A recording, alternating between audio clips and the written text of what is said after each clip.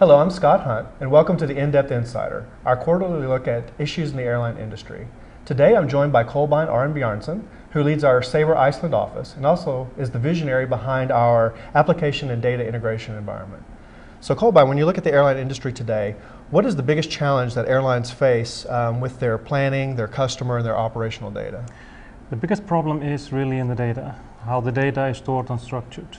The data is stored in silos and structured only to serve certain purposes.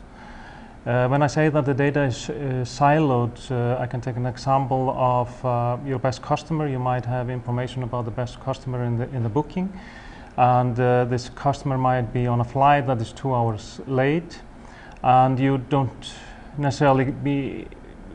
not necessarily able to connect the two facts that the flight is late and the customer is therefore late because the customer is on that flight. So you should be able to link these two and two together and act on that, but today the airlines are finding themselves reacting to the complaints of a customer that is late rather than be proactive and doing something about it. So how did the airline industry get to this condition? To understand that, we have to go back to the 1950s when we built the first systems. The first system was actually a reservation system that was built, and it was built specifically for that purpose. And later we had systems like departure control system, operational system, and they were also specifically built for that purpose. Each and every system is built like an island, having their own data, having their own processes, and own interfaces, and they only share minimum amount of data. So today we have built several other systems on those core systems, but they are basically trying to support the current way of doing business, which is much more complex than running an airline in the 1950s. But the core problem with the data has really not been solved. So given that history, how do airlines overcome that structure and where do they need to go from here? What we need to do is solve the core problem, which is the data, the silo data. We have to join up the data, and we have to be able to store it where it can be accessed in real time and in such a way that it can be, we can make actions on the data.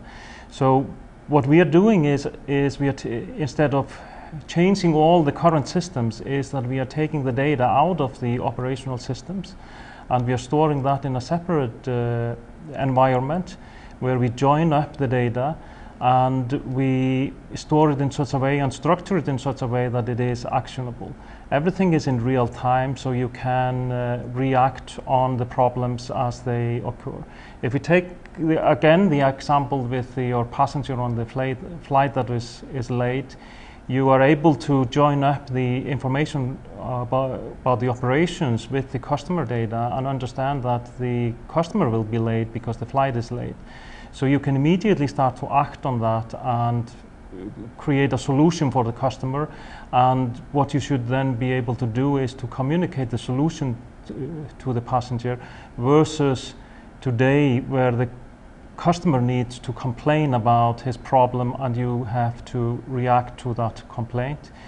We want to make sure that the airlines can be proactive and solve the problem before the customer knows about the problem, and the communication should be about the solution.